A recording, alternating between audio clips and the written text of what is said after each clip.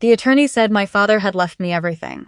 I had to ask him to repeat himself, because the name he read from the file, Martin Price, meant nothing to me at all. My father had been dead since before I was born. That is what I had always been told. My name is Nola Vanner. I am 37 years old.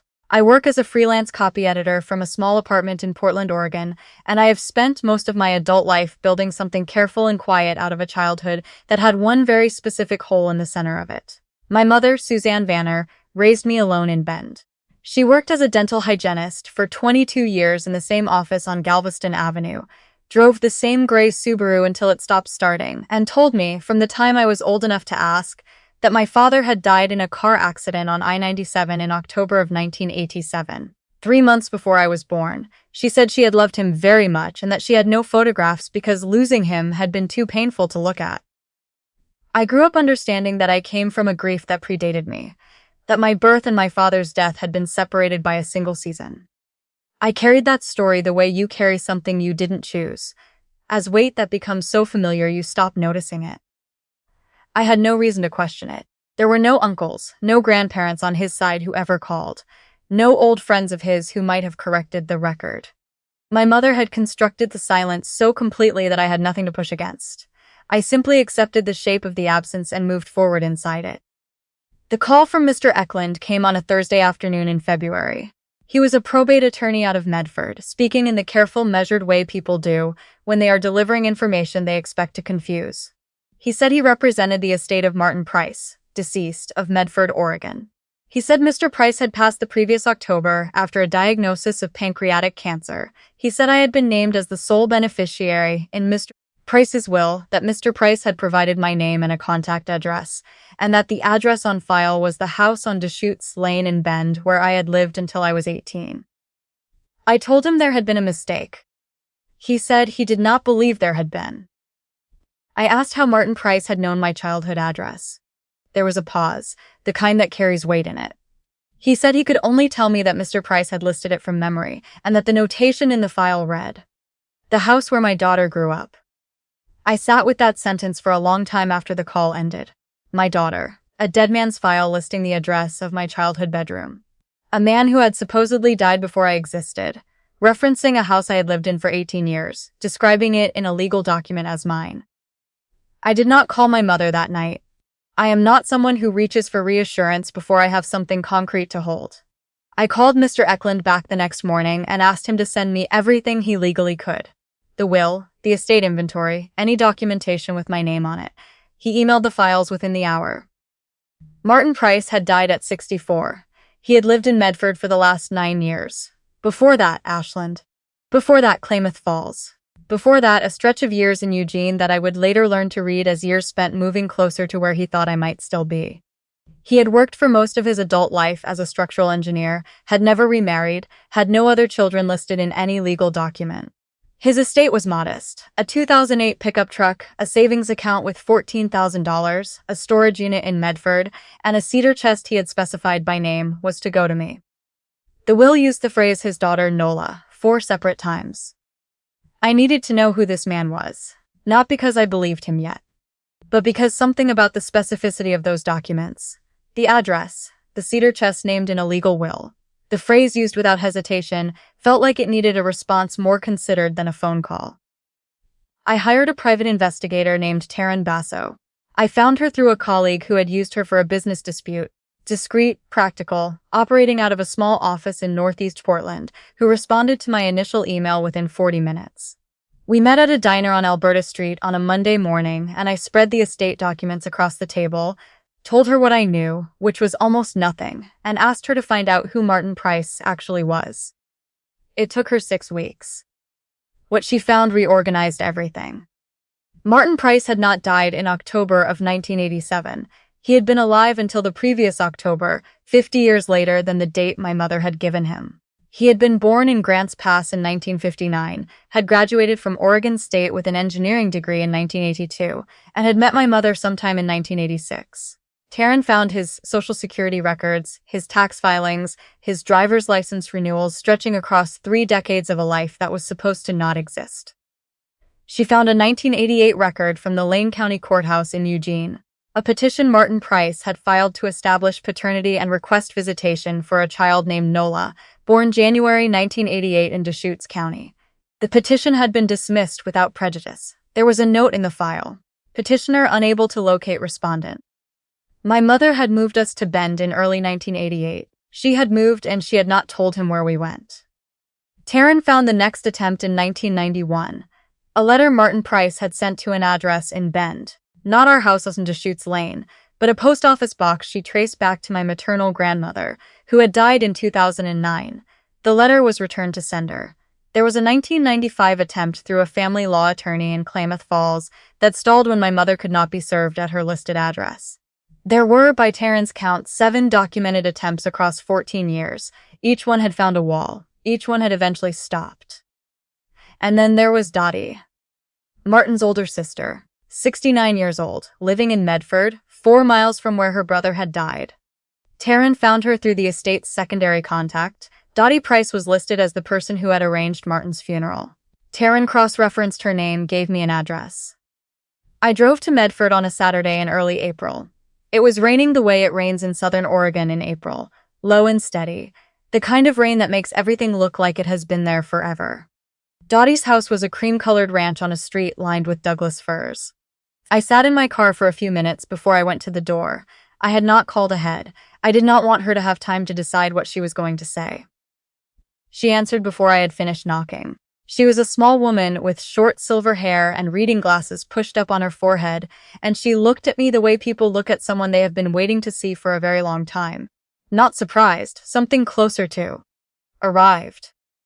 She said my name before I said it. I had prepared for denial, for confusion, for a door closed in my face. I had not prepared for a woman who simply stepped back and said, "Come in," and put the kettle on without asking if I wanted tea. I sat across from her at a kitchen table, crowded with seed catalogs and a coffee mug from the Oregon Coast Aquarium. She didn't make me start. She sat down, folded her hands on the table, and said, "I have been trying to figure out, for about 20 years, how I would do this if I ever got the chance."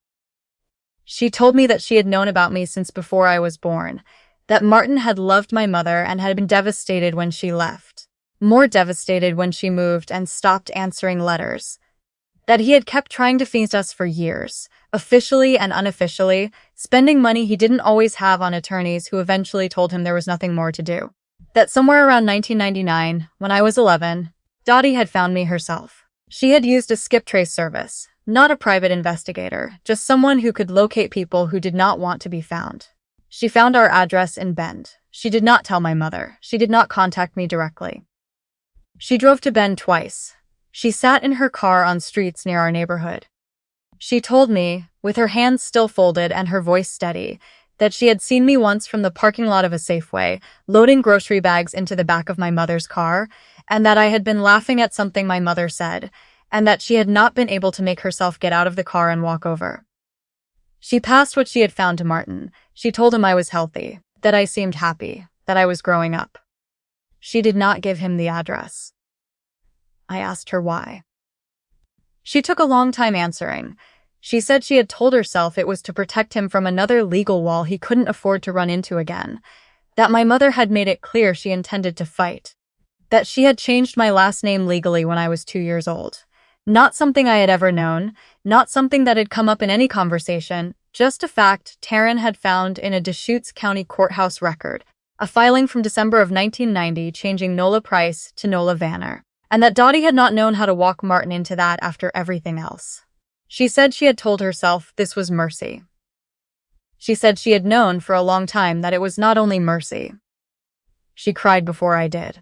I have a habit of holding things at arm's length until I have a complete picture, and I was not yet finished building mine. I thanked her for the tea. I told her I was not angry at her, which was mostly true, because what I felt sitting across from Dottie was not quite anger. It was the particular ache of watching someone who has been carrying something for decades set it down in front of you, and not know what to do with their hands afterward. She had made a choice she could not fully defend, and she had known it every day, and she had loved her brother and tried not to hurt him further, and in doing so had also failed him, and the fact that she understood all of this was visible in the way she sat across from me, and did not try to make it smaller than it was. I left her my phone number before I drove back to Portland. I had one more thing to do before I went to see my mother. I waited 3 weeks. I had client work to finish, and I did not want to walk into that house carrying anything unresolved. I wanted every document in order. I had the estate papers, the court records, the name change filing, and a small bundle Dottie had pressed into my hands at the door when I left. 14 sealed envelopes. Birthday cards Martin had written for me every year from 1988 to 2001, when he had finally stopped. Each one still sealed, addressed simply to Nola. No last name, no return address. Cards that had never been sent because he had never known where to send them. My mother lives in a house in Redmond now, 40 minutes from where I grew up. She has a garden. She makes jam from the plums in her backyard. She does not by nature expect her decisions to be revisited. I drove to see her on a Sunday morning in late April. I told her I had something to show her. I sat at her kitchen table and I opened the folder and placed the documents in front of her one at a time without explaining each one. I let her read. I watched her face move through things she had not anticipated. When I placed the name change filing in front of her, Nola Price to Nola Vanner, December 1990, Deschutes County. She put her hand over her mouth. That was the moment. That was when I understood. She understood that I had found everything. She said my name before she said anything else, just Nola in the tone of someone buying time. I told her I was not there to argue.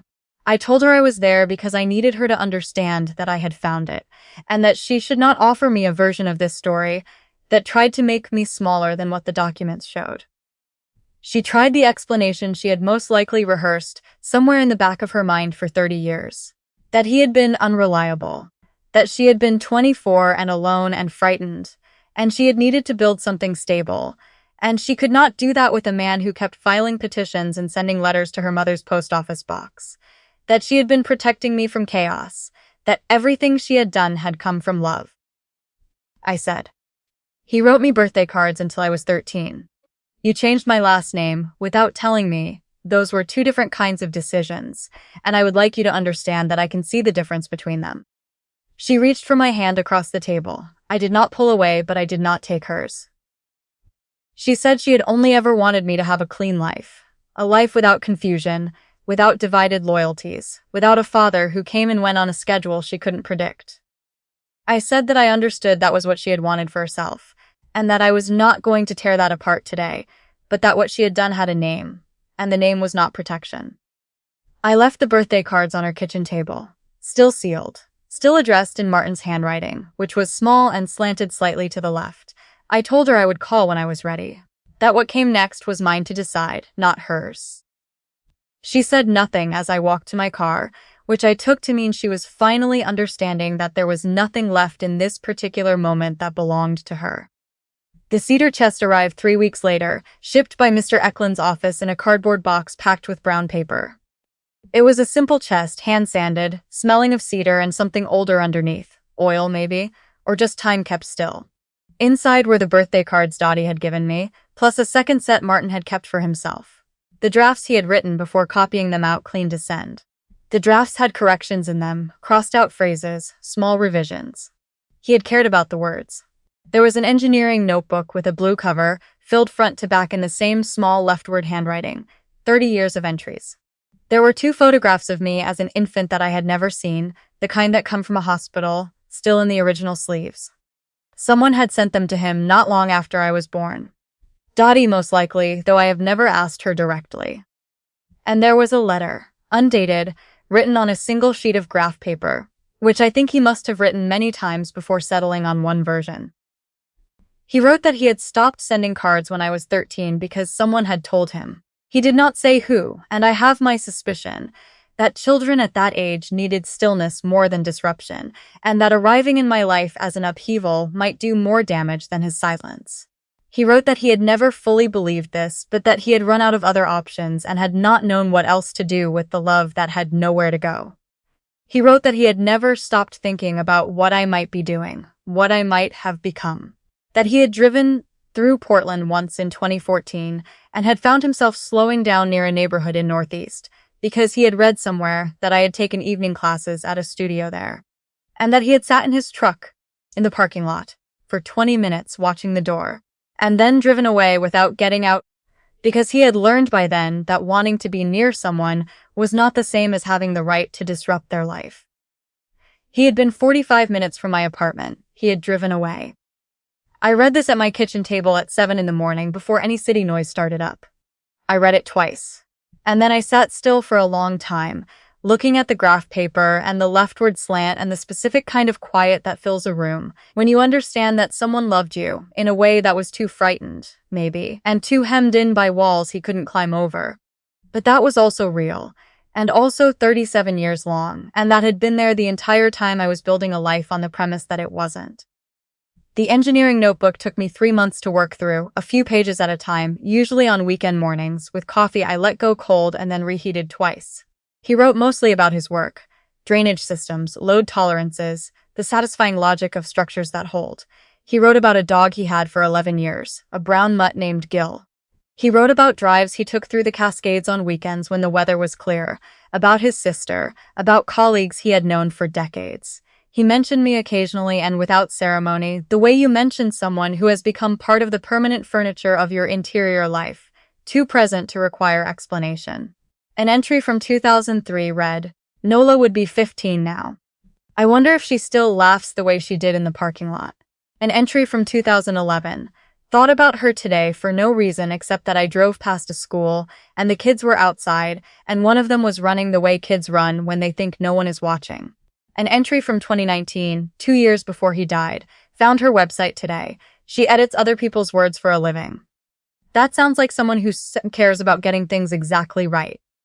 I have never told anyone about my particular relationship with precision. I never thought to trace it to anything. I trace it now. Dottie and I have spoken 4 times since Medford. Carefully, and then less carefully, and then in the way people talk when they are deciding whether to become something to each other. She told me, in one of those conversations, that Martin had asked about me in the last weeks before he died, whether she thought I would ever find out, whether she thought I was all right. She said she had told him she believed I was.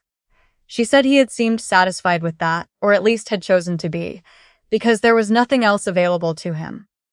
My mother and I talk sometimes, briefly, about things that are not the kitchen table in Redmond or the folder of documents or the sealed birthday cards she watched me leave behind. It is not repaired. I do not know that it will be, not in the way people expect these things to repair. There is a version of this story that resolves into something clean and forgiving, and I have made peace with the fact that it is not the version I am living. The cedar chest sits in my living room now, beneath the window that faces the street. I keep the engineering notebook on top of it, along with the 2 infant photographs and a small framed photograph that Dottie found among Martin's things. His only photograph of me, taken by someone at a distance, at what looks like a park, when I must have been about 9 or 10. I am looking at something off to the left of the frame, and I am squinting into the sun, and I look entirely like myself. In the particular way you can only recognize when you have spent your whole life not knowing who else to look for. The letter on graph paper is in a frame on my desk, where I work every morning with coffee I actually drink while it is still hot. I used to understand myself as someone who had been left before she was old enough to know it. Someone for whom absence had been the first and defining fact. I built my whole interior architecture around that understanding, the way you build around a load-bearing wall, carefully, never touching it, assuming it holds everything up. What I know now is that the wall was not load-bearing. Someone built it on purpose, in a specific month in 1988, and reinforced it in December of 1990, and maintained it with silence for 37 years, and I had lived inside it so long I had mistaken its edges for my own. On the other side of it was a man with a leftward slant to his handwriting, who sat in parking lots, because he couldn't figure out any other way to be near me, who wrote in graph paper notebooks for 30 years, who asked his sister in his last weeks whether she thought I was all right, who left me a cedar chest and a letter, and the proof, finally, that what I had been handed as the story of my origin was not the truth of what I was worth. It was just the story someone else decided I should live inside. I am the one who decides what I do with it now.